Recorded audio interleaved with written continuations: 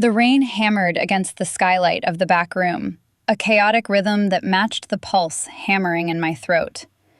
Sydney wasn't looking at my face. Her gaze was fixed on my left forearm, the very skin she had spent 3 months criticizing. Garish, she had called it. Visual noise. But now, the gallery was dark, the patrons were gone, and the professional distance she wielded like a weapon had dissolved into the heavy, humid air between us.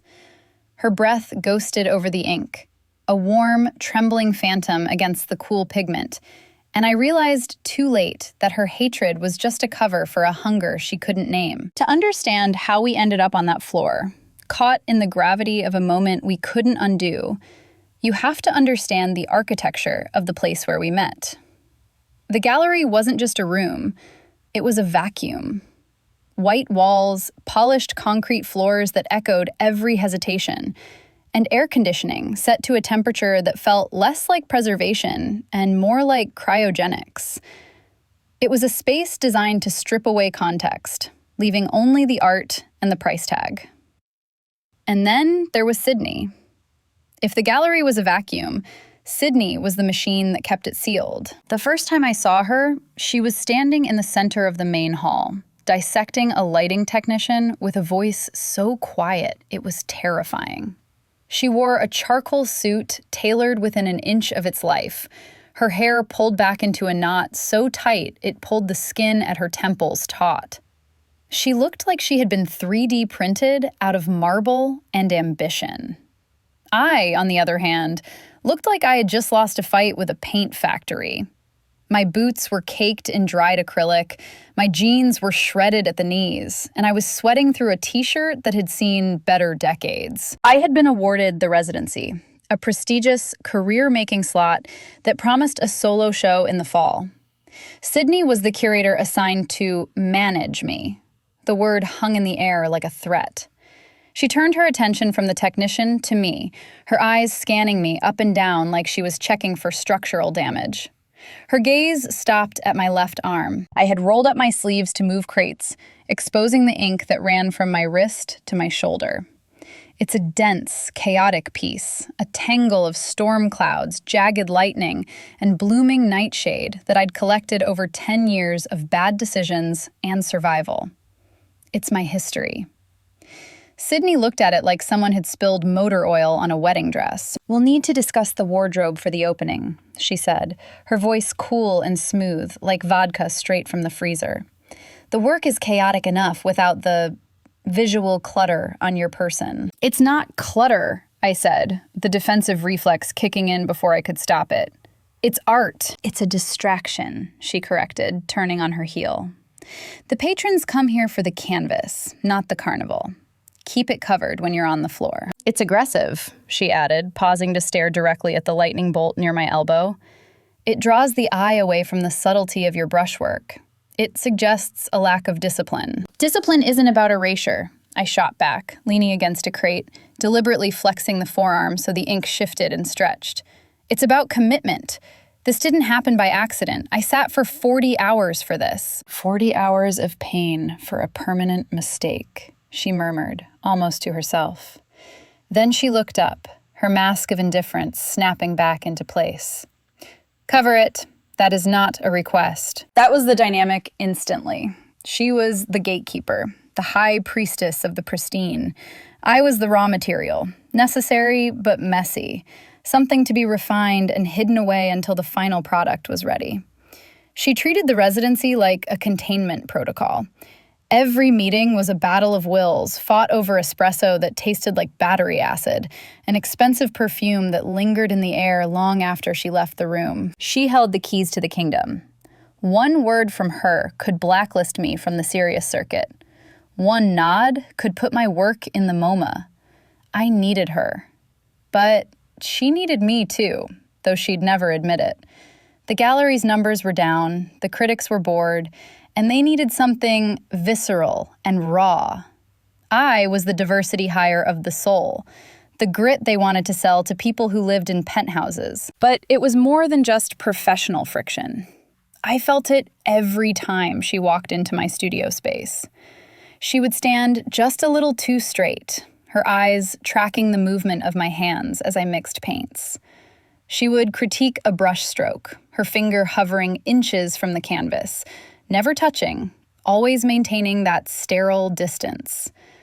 But I saw the way her eyes darted to my arm every time the sleeve of my work shirt slipped. It wasn't just annoyance, it was a fixation.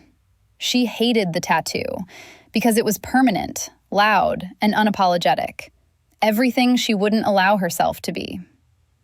The gallery smelled of solvent and money, but underneath that, the air between us began to smell like ozone, the sharp, metallic scent of a storm waiting to break. The residency dissolved the concept of time.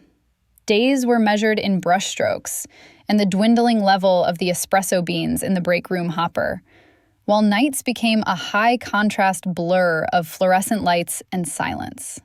The gallery, usually a fortress of public perception, transformed after midnight. It became a bunker. The polished concrete floors, which usually clicked sharply under the heels of prospective buyers, now absorbed the scuff of my sneakers and the pacing of Sydney's restless supervision. We were the only two living things in a zip code of steel and glass, trapped in a pressure cooker of our own making. The friction between us wasn't just professional anymore.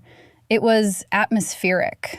And the lightning rod for all that static charge was, inevitably, my arm. It became a nightly ritual.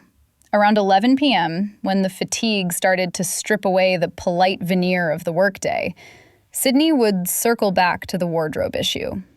She had brought in a garment bag 3 days in a row, hanging it conspicuously near the studio entrance. "I found a silk blazer," she said one Tuesday, her voice cutting through the ambient hum of the HVAC. "It's structured, but the lining is breathable.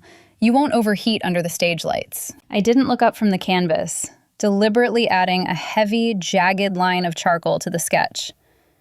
"I'm not wearing the blazer, Sydney." "It's about cohesion," she snapped, the frustration finally leaking through her modulated tone. "The exhibition is about vulnerability and exposure.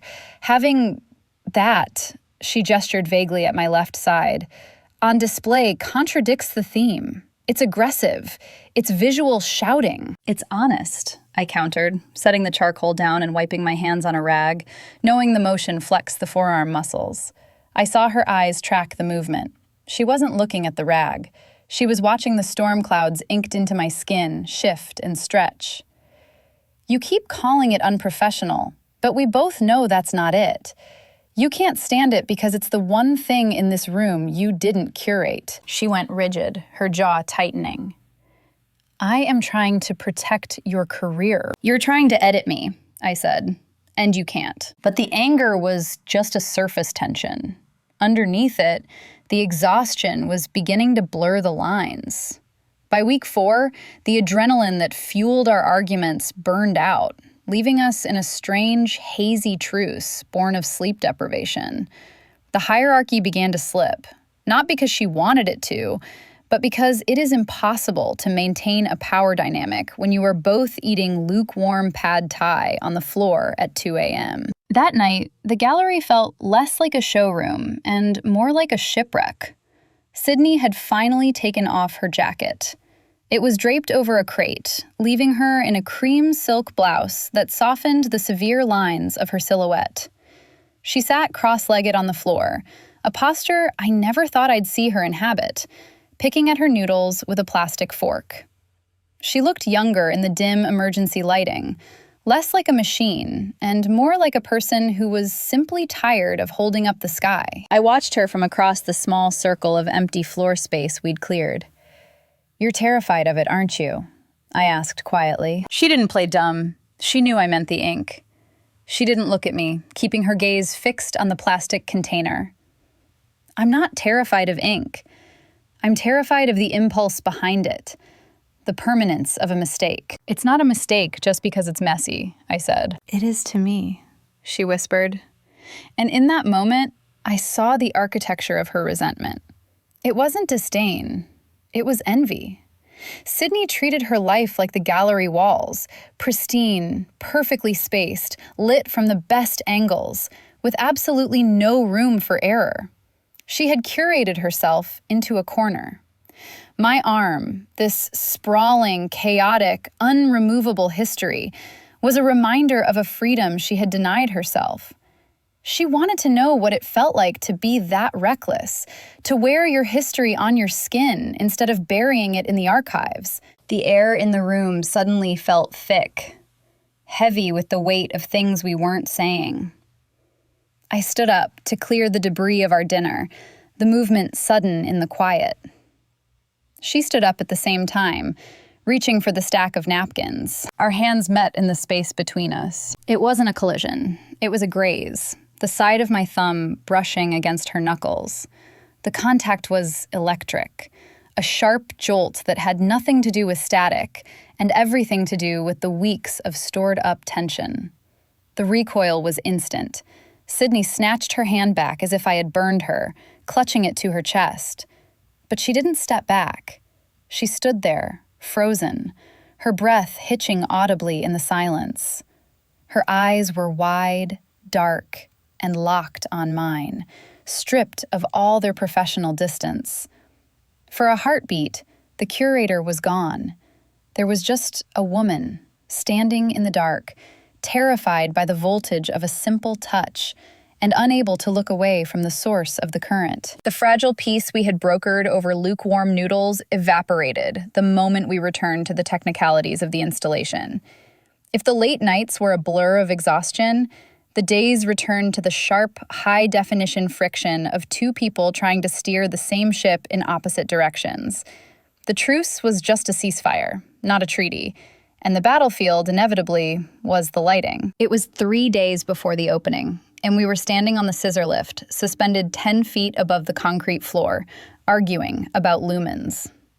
Sydney wanted the main sculpture, a chaotic assembly of twisted steel and resin, bathed in a clinical washlight white.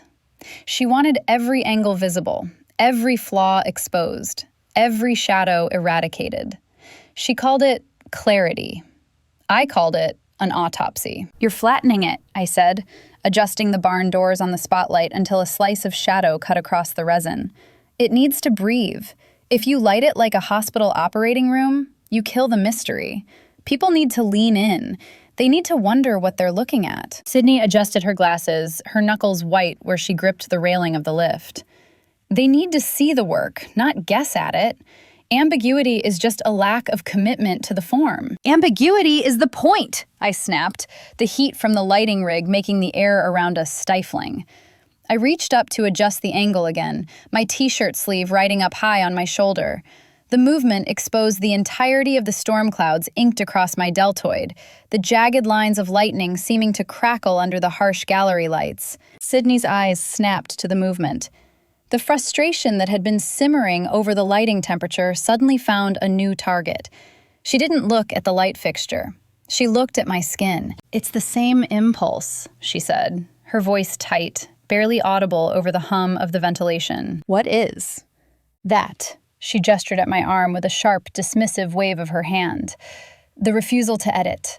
The need to fill every empty space with noise. It's not art. It's permanent recklessness. You treat your skin like a scratch pad because you're afraid of blank space.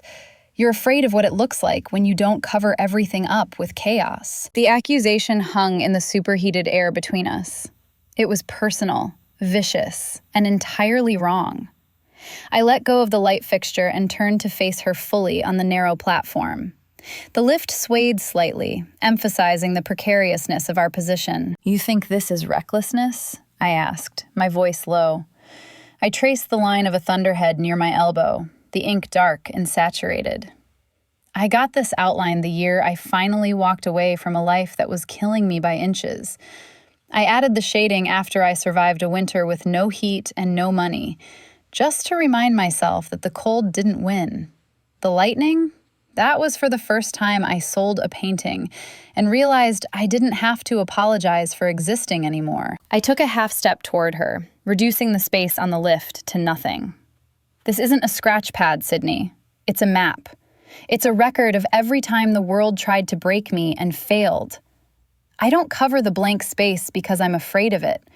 I fill it because I earned the right to decorate the walls of the house I survived in. Sydney went absolutely still. The retort she had prepared died in her throat. She looked at the tattoo, really looked at it, not as a stain to be removed, but as the history I had just described. Her mask, that perfect porcelain composure she wore like armor, cracked. For a fraction of a second, the disdain vanished.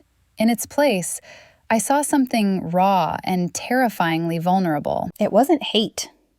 It was hunger. She looked at the ink the way a starving person looks at a feast they aren't allowed to touch. She looked at the chaotic, permanent evidence of my survival, and I realized that her perfection wasn't a choice.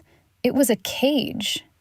She had built this gallery, this career, this entire persona of sharp lines and monochrome suits to protect herself from the messiness of being human. She hated my tattoo because it was a celebration of the very thing she had spent her life repressing. The beauty of the crash. The silence stretched, heavy and suffocating, filled only by the aggressive hum of the gallery lights and the smell of turpentine rising from the floor below. I saw the muscle in her jaw jump as she clenched her teeth, fighting to rebuild the walls I had just walked through. She looked away first, staring down at the polished concrete as if it could offer her an escape route. "The lighting stays," she whispered, but the authority was gone from her voice. "Do what you want with the shadows." Before I could answer, a sound tore through the tension, a low, booming rumble that shook the glass skylights above our heads. The air pressure in the room dropped instantly, my ears popping. We both looked up as the first heavy drops of rain began to hammer against the glass, sounding like gravel being thrown from the sky. The storm that had been threatening the city all week had finally broken, trapping us inside the white cube with nothing but our ghosts and the rising humidity. The blackout hit with a physical thud, a heavy, resonant sound, like a door slamming deep underground, followed instantly by the groan of the backup generators kicking in. But the generators only powered the security grid and the fire exit signs, leaving the main hall plunged into a heavy, aqueous twilight. The rain on the glass roof wasn't just background noise anymore. It was a rhythmic assault, a relentless drumming that made the glass rattle in its frames. The white walls, usually so bright they seared the retina, turned a bruised shade of gray. The gallery, which had felt like a sterile cathedral of commerce 5 minutes ago, suddenly felt like the hull of a submarine sinking into deep water. Sydney hated it. I could see it in the way she froze, her silhouette rigid against the dim red glow of the exit sign. She was a creature of optics, of perfect lighting and controlled angles. Without the ability to see everything clearly, she was unmoored. I, on the other hand, felt a strange sense of relief. The darkness hid the cracks in the floor and the dust on the crates. It softened the sharp edges of the world. It made the space feel less like a showroom and more like a secret. "We should check the breaker," she said, her voice tight, trying to impose procedure on an act of God. "It's the grid, Sydney. Look out the window. The whole block is dark. We aren't fixing this." She didn't move. She just stood there on the swaying lift, hugging her elbows, looking small in the vast, shadowed room. I climbed down first, the metal rungs cold under my hands, and helped her navigate the descent. When her boots hit the concrete, she didn't let go of the railing. I found a heavy-duty flashlight in the tool crate, clicked it on, and set it on the floor, aiming the beam up at the ceiling. The diffused light cast long, strange shadows that stretched and warped across the walls, turning the unhung canvases into looming giants. "Come sit," I said, gesturing to the floor near the light. "You're going to trip in those heels if you try to pace in the dark." She hesitated, then moved toward the light like a moth that knew better but couldn't help itself. She sat on a crate opposite me, the beam illuminating the sharp line of her cheekbone and the tension in her neck. We were close now, forced into this small circle of visibility by the encroaching dark. The professional distance she maintained, that 3 feet of air she always kept between us, had been swallowed by the shadows. "Why do you do it?" I asked. The question felt loud in the quiet. "Do what?" "Curate.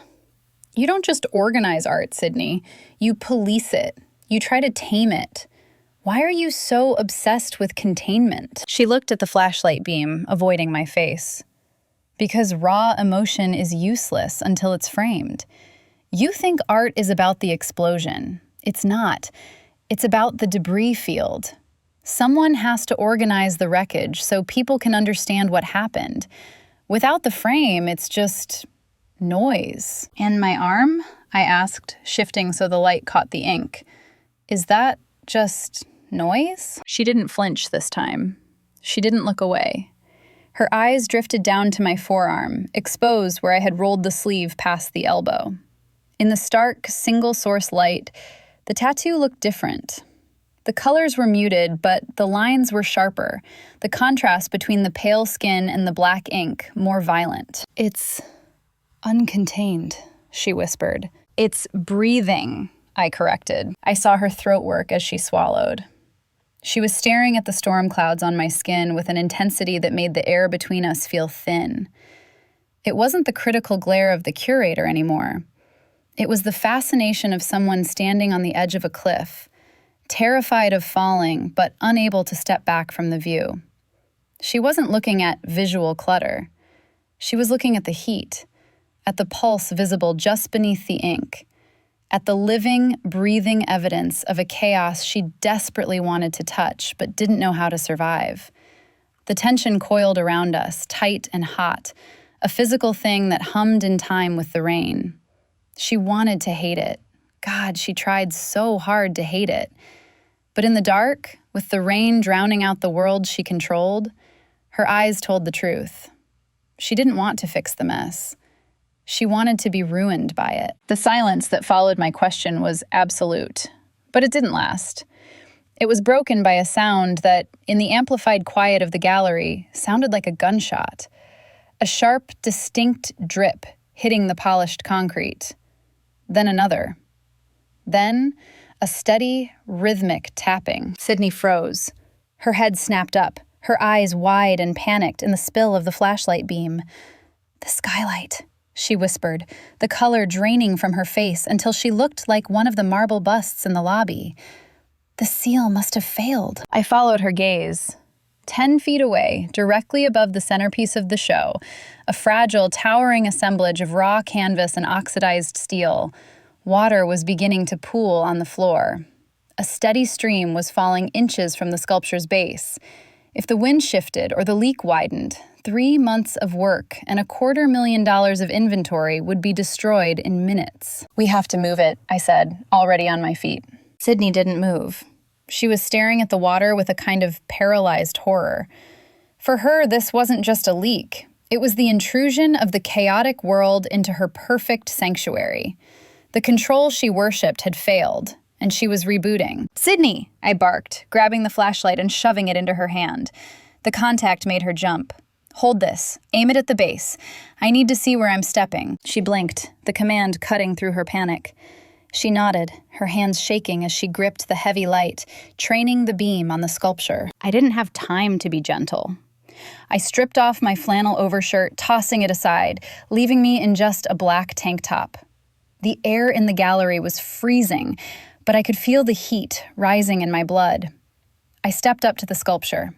It was heavy, solid steel welded to a concrete plinth, and it wasn't designed to be moved by one person. But we didn't have a choice. "Keep the light steady," I grunted, crouching down to get a grip on the base. I dug my fingers under the cold concrete edge and lifted.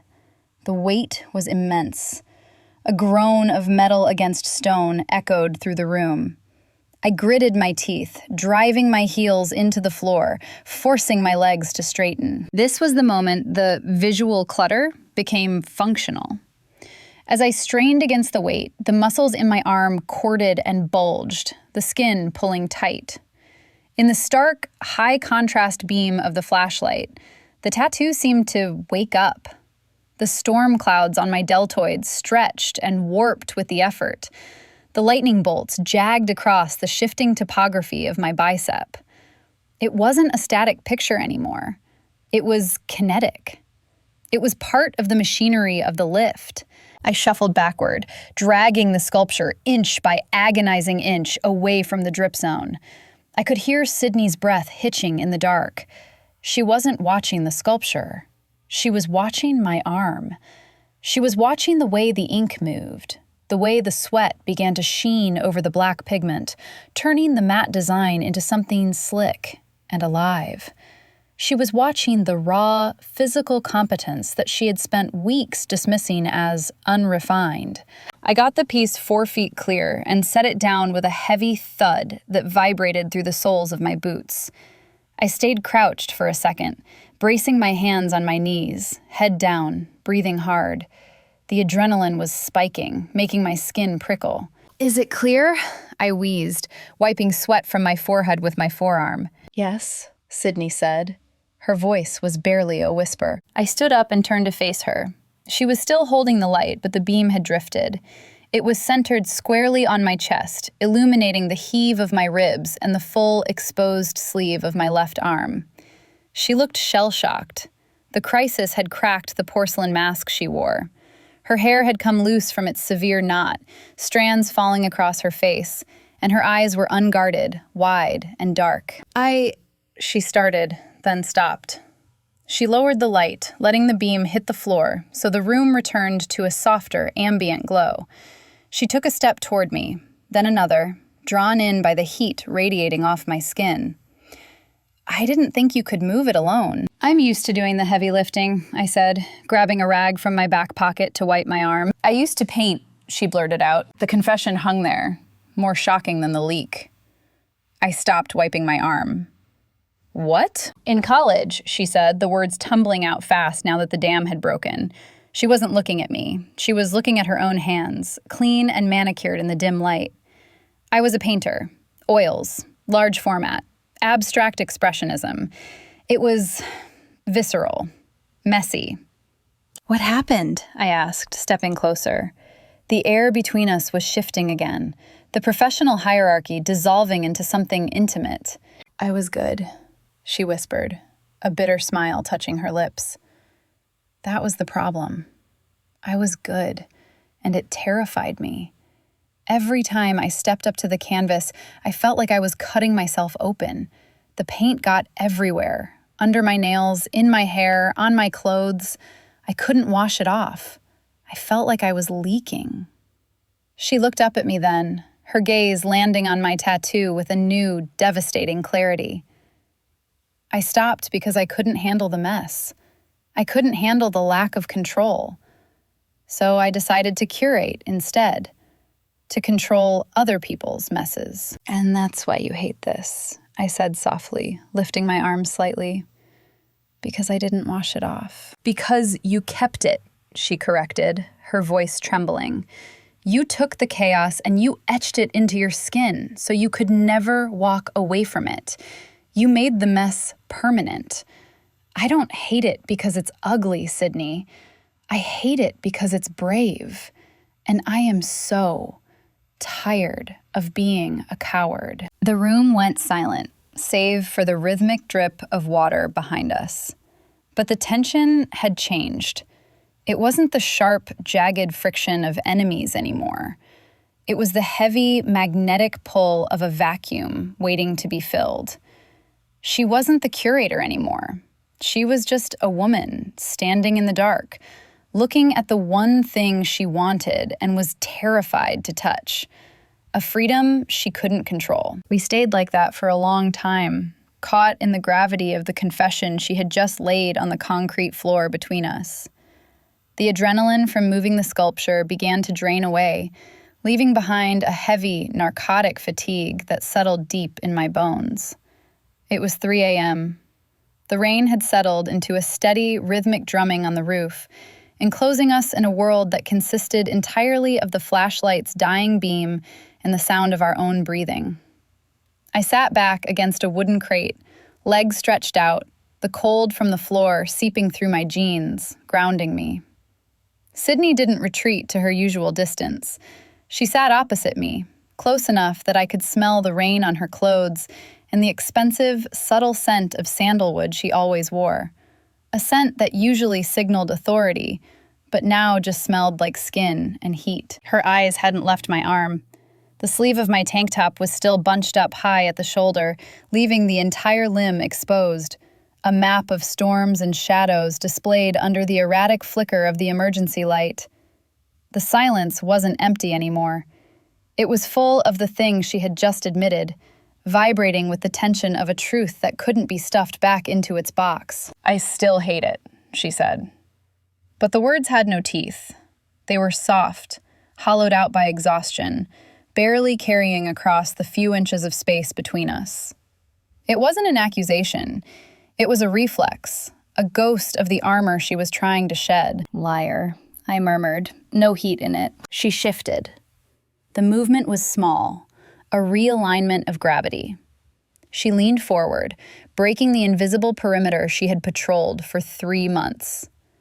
The air between us charged instantly, the static rising on my skin before she even made contact. She reached out. Her hand, usually so sure, so precise when she was adjusting a frame or dismissing a contractor, trembled slightly. When her fingertips made contact with my wrist, the sensation was shocking. Her skin was cool, smooth, like glass.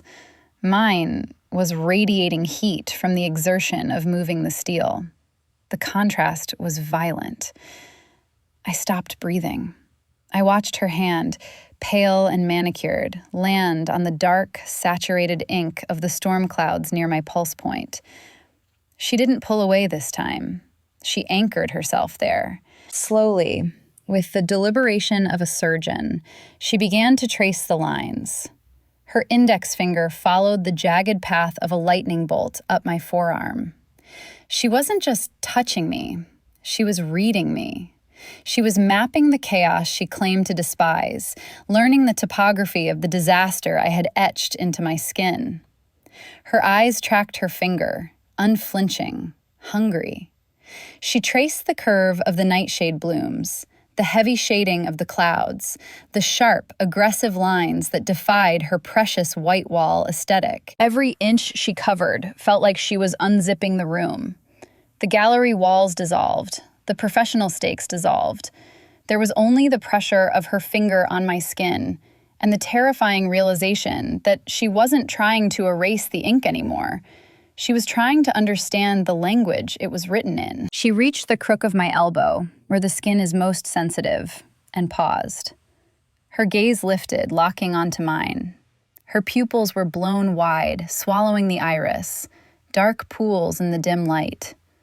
We were close enough that I could see the rapid pulse in her throat, a frantic bird against the cage of her collarbone. "It's so loud," she whispered, her voice catching. "It never stops screaming." "That's the point," I said, my voice rough. "So I don't have to." She didn't look away. She leaned in further. The space between us collapsed. I thought she was going to kiss me. I braced for it, my heart hammering a frantic rhythm against my ribs. But she didn't aim for my mouth. She lowered her head. Her breath, warm and erratic, ghosted over the sensitive skin of my inner forearm, sending a shockwave through my entire nervous system. I went rigid, my hand clenching into a fist against the floor. Then she pressed her lips to the ink. It wasn't a kiss. It was a seal. It was a tasting. Her mouth, soft and impossibly warm, pressed against the jagged black line of the lightning bolt. She lingered there, eyes closed, breathing against my skin. It was a claiming. The woman who worshipped sterile perfection was pressing her mouth against the permanent evidence of my damage. It was the most intimate thing anyone had ever done to me. It was an acknowledgement that the chaos she feared was the only thing that could sustain her. My vision blurred at the edges. The sensation was overwhelming. The wet heat of her mouth, the cool damp of the gallery, the smell of her, the absolute surrender of the moment. She was drinking the storm right out of my skin. For a suspended second, the world tilted on its axis.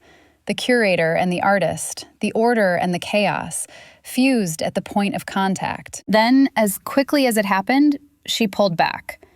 The loss of contact was a physical ache, a sudden cold snap. She sat back on her heels, her chest heaving, her lips slightly parted and red. She looked at me, really looked at me, with a mixture of terror and awe. The line had been crossed. We had burned the map. And in the heavy, charged silence that followed, we both knew there was no going back to the way things were before the rain started. The return of the power was violent. 1 second, we were suspended in the amber hold of the flashlight beam, breathing the same recycled air, bound by the wet heat of her mouth on my skin. The next, the overhead banks slammed on with an audible crack, flooding the gallery with a blinding, clinical white light that left nowhere to hide. The transition was physically painful, like being woken from a deep, narcotic sleep by a bucket of ice water. Sydney recoiled as if she'd been struck. She scrambled backward, the heels of her boots skidding on the concrete, putting 4 feet of distance between us in a heartbeat. She stood up, her movements jerky and uncoordinated, smoothing invisible wrinkles from her trousers, fixing a stray lock of hair that had escaped her bun. The curator was rebooting. I watched the process happen in real time, the straightening of the spine, the hardening of the jaw, the way her eyes glazed over, shutting out the vulnerability that had just been exposed. She was rebuilding the walls, brick by brick, right in front of me. But as she gathered her things, refusing to look in my direction, I noticed that her hands were shaking. The walls were back up, but they were made of glass now. I could see right through them to the terrified woman shivering inside. "I have to check the systems," she said, her voice brittle, addressing a spot on the wall 3 feet to my left. She didn't wait for a response. She turned and marched toward the office, the click of her heels echoing in the vast, illuminated space. She fled the scene of the crime, leaving me sitting on the floor with the ghost of her breath still cooling on my arm. The next morning, the gallery was a war zone. The silence of the storm had been replaced by the aggressive industrial noise of opening preparations. Drills whined, hammers struck echoing blows against drywall, and a team of contractors shouted over the roar of a floor polisher. It was a cacophony of commerce, the final push to make the art palatable for the checkbooks arriving at 7 p.m. I was in the center of it, hanging the final canvas, moving on autopilot. My body was exhausted, running on caffeine and adrenaline, but my mind was stuck on a loop of the night before. Sydney was everywhere and nowhere. She moved through the chaos like a shark in a coral reef, efficient, lethal, and utterly silent. She was back in her armor, a navy suit this time, sharp enough to cut glass, hair pulled back so tight it looked painful. She was directing the placement of the catering tables, arguing with the florist about the shade of the lilies, managing the entire ecosystem with terrifying competence. But the air between us was different. It was a taut wire, vibrating at a frequency only we could hear. Every time she passed my station, the static charge spiked. I was wearing the tank top again, my flannel shirt tied around my waist, the tattoo fully exposed under the harsh track lighting. I kept waiting for the comment. I braced myself for the tap on the shoulder, the cool request to please cover the visual clutter. It never came. Around noon, Julian arrived. Julian was a critic for the city's biggest art review, a man who wore scarves indoors and spoke in paragraphs that said nothing. He was touring the space before the opening, and Sydney was guiding him, her posture rigid. I was on a ladder, adjusting a spotlight, when they stopped below me. "It's aggressive, isn't it?" Julian said, waving a hand at my centerpiece, the sculpture we had saved from the rain.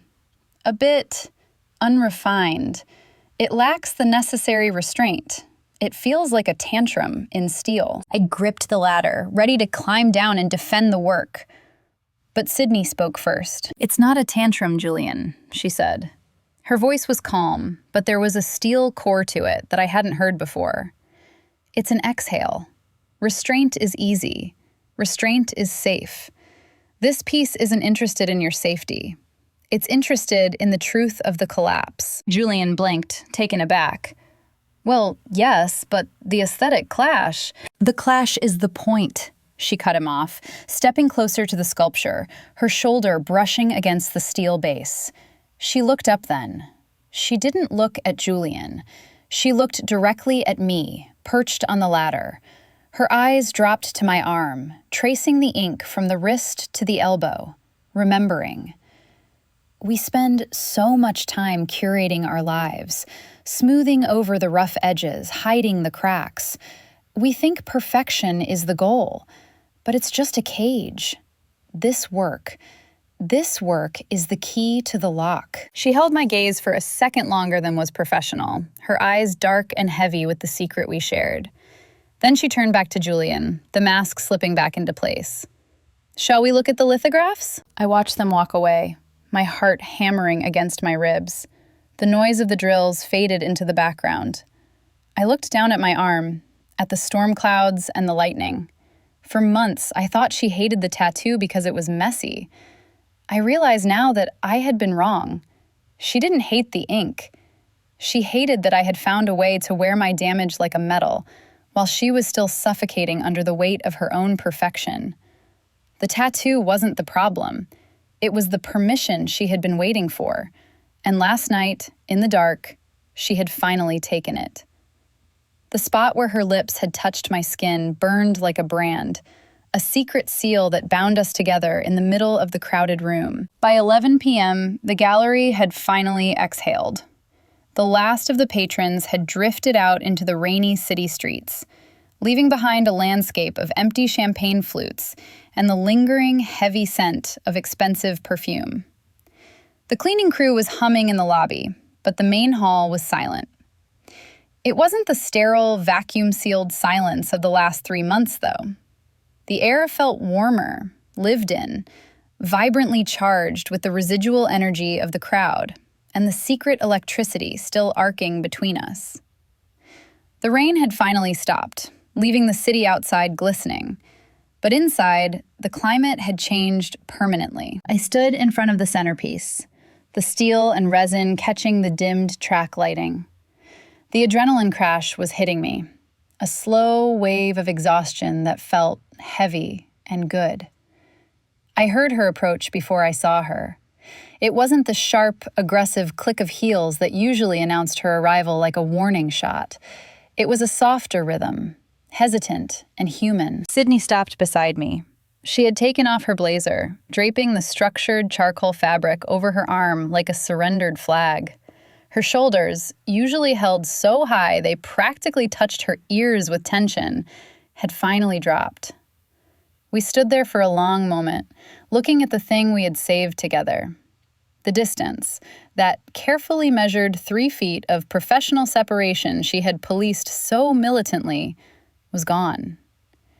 She stood close enough that her arm brushed mine, the silk of her blouse grazing the cotton of my tank top, and neither of us flinched. They loved it, she said softly. It wasn't a victory lap. It was a simple, quiet observation. They love the curation, I replied, turning to look at her profile. You made sense of the noise. You gave them a way to look at the wreckage without getting cut. Sydney turned to face me, the lights reflected in her eyes, which were no longer guarded behind the glass walls of her professionalism.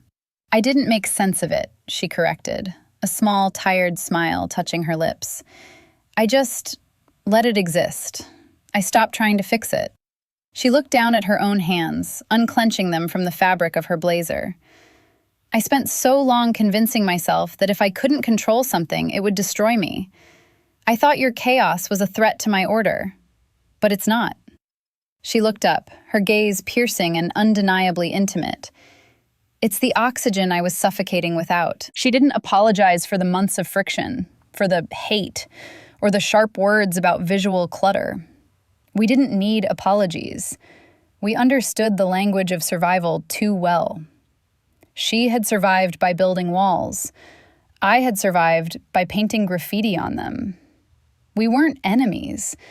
We were 2 halves of the same broken mechanism, finally clicking into gear. I needed her structure to keep from dissolving. She needed my fire to keep from freezing. "So," I said, the corner of my mouth lifting, "no more mandates about long sleeves?" Sydney's smile deepened, a genuine, beautiful thing that transformed her face. "No. No more hiding." Slowly, deliberately, she began to roll up the sleeve of her cream silk blouse. She folded the fabric back, exposing her right forearm. It was pale, smooth, and completely unmarked. A blank canvas. She held it out, not in comparison, but in offering. She placed her bare arm next to mine, the pale skin stark against the riot of color, shadow, and scar tissue on my own. It was a study in contrast, the silence and the scream, the curator and the creator, the porcelain and the storm. "I don't have any stories written here," she whispered, looking at her own skin as if seeing it for the first time. Then she looked at my tattoo, her eyes tracing the lightning bolt she had tasted the night before. "Tell me about the storm again. The real version.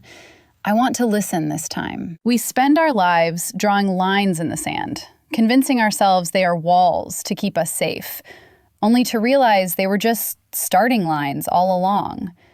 Sydney's hand slid down my wrist, her fingers interlocking with mine, anchoring herself to the chaos she used to fear. She wasn't tracing anymore. She was holding on. If you've ever found truth in the wreckage, subscribe for more stories of unspoken connections. The gallery was quiet, but we were finally loud.